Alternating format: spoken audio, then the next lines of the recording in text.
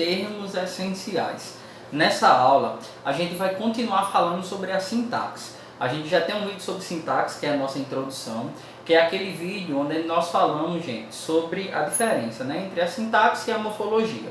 Nessa aula, eu vou falar sobre os termos essenciais, né? Então, vão ter as aulas sobre os termos acessórios e os integrantes, mas nós iremos começar pelos essenciais. Professor, o que são os termos essenciais quando a gente fala de análise sintática? A gente fala de sujeito e predicado. Eu imagino que pelo menos alguma vez na vida vocês já ouviram falar de sujeito e predicado. É um assunto que está em 90% das nossas provas de concurso, se referindo a português, e nós precisamos tentar entender de maneira mais clara esses termos, né? Então, depois do final dessa aula, eu acredito que vocês já vai estar um pouco mais claro. Aí, qualquer coisa, vocês voltam ela e assistam as outras aulas para poder complementar. Quando a gente fala dos termos essenciais, a gente fala do sujeito, né? Que se define como uma pessoa ou coisa ao qual recebe ou faz uma determinada ação ou informação. Como assim, professor? O sujeito é exatamente a parte, o termo ou os termos da minha oração a qual recebe ou faz uma ação, né? Ele é a centralidade da minha ação. Eu sempre percebo o meu sujeito quando eu olho para o verbo e pergunto quem ou que fez isso, né? Assim, quem ou que causou aquilo. Então, o meu verbo ele vai dar essa centralidade do sujeito. Já o predicado, ele é exatamente aquilo que complementa, né? O predicado é a ação complementar, ou a informação que se dá a partir do sujeito. Professor, então o predicado é tudo aquilo que não é sujeito? Exatamente. Então, na frase, vocês vão primeiramente, acima de tudo, olhar para o verbo. Quando você identificar o verbo da frase, aquele verbo que está regendo aquela frase, então, sei lá, o verbo comer, né? Tiago comeu uma pipoca. Quem comeu uma pipoca? Quem? Quem ou que? A pergunta que vocês vão ter que fazer é essa. Já tem um vídeo sobre essas dicas. Quem comeu uma pipoca? Tiago. Então, Tiago é o meu sujeito. Comer uma pipoca é um verbo. É um predicativo. Tudo que for sujeito está lá. O que não for sujeito é predicativo. Então, professor, essa é a diferença básica? É, minha gente, essa é a diferença básica. Então, sujeito é aquela pessoa que normalmente faz a ação, né? Ou coisa, pode ser pessoa, pode ser coisa que faz a ação. O predicado é tudo aquilo que eu complemento o sentido da minha oração, da minha frase, certo?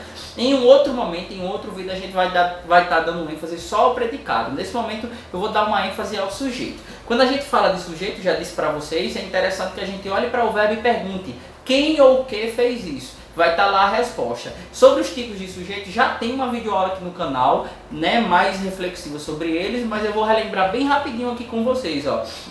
Olha essa frase aí. As mulheres compraram roupas novas. Compraram roupas novas. O verbo não é comprar, né? Quem compraram roupas novas? As mulheres. Então, as mulheres é o meu sujeito, né? Assim, ó, professor, toda frase tem sujeito? Não, existem as frases sem sujeito. São aquelas chamadas frases com verbos impessoais. Como assim, professor? Uma dica para vocês. Normalmente esses verbos impessoais são verbos ligados a fenômenos da natureza. Ou o verbo haver, o verbo ser, fazer no sentido de tempo corrido. Qualquer coisa vocês dão uma pesquisada lá, tem tudo nas nossas apostilhas. O verbo, a frase que está aí, né, para vocês observar, ó, está muito frio hoje, né? O que está muito frio hoje? Eu não posso falar isso, até quando a gente fala, a gente percebe que não tem sentido, né? O que está muito frio hoje? Então essa é uma frase sem sujeito, né? Toda vez que é ligada a fenômenos da natureza, eu tenho verbos impessoais, certo? Então o primeiro ponto é esse. O segundo tipo de sujeito que está aí, que vocês estão conseguindo observar, é o sujeito indeterminado. A nossa frase está assim: estão cansados de tanto estudar. Estão cansados de tanto estudar. Quem estão cansados de tanto estudar? Não sei, né? Eu poderia completar com eles. Eles estão cansados de tanto estudar, mas eu ainda assim não sei quem é eles. Então eu tenho um sujeito indeterminado. Por quê? Porque o prefixo in significa não determinado, ou seja, não está claro esse sujeito. Se eu posso completar com eles, mas eu não sei quem é, estão estudando, né? Um exemplo, quem estão estudando? Eles, eu tenho um sujeito indeterminado, certo? Então o primeiro caso é esse. O segundo caso que nós temos aí é o sujeito determinado, sujeito simples, né? O terceiro caso, perdão, João gosta de futebol. Ó, o verbo é o verbo gostar. Aí a gente pergunta, quem gosta de futebol? João. Então João é o meu sujeito que está determinado, ou seja, está claro ele, e ele é um sujeito simples, porque ele só tem um núcleo.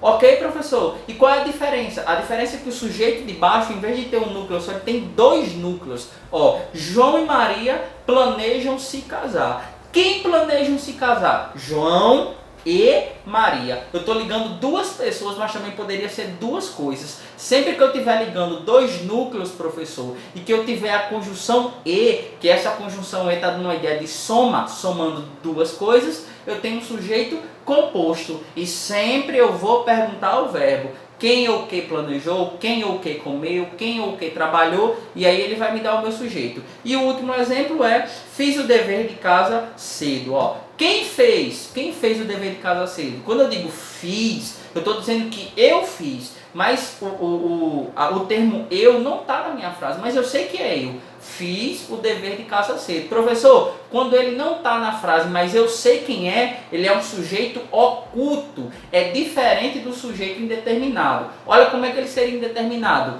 Fizeram, né, o dever de casa mais cedo. Um exemplo. Quem fizeram o dever de casa mais cedo? Eles fizeram, mas eu não sei quem é eles, indeterminado. Agora, quando eu digo fiz o dever de casa mais cedo, está dizendo que eu fiz. O eu não está na frase, mas eu sei quem é. Se eu sei quem é um sujeito oculto, certo? Então, primeiramente, quando eu falo de termos essenciais, eu estou falando de sujeito e predicado. Professor, quando eu identifico o sujeito, o predicado está onde? O predicado é tudo aquilo que complementa o resto da minha oração. Então, as mulheres, assim a frase que está aí, as mulheres compraram roupas novas.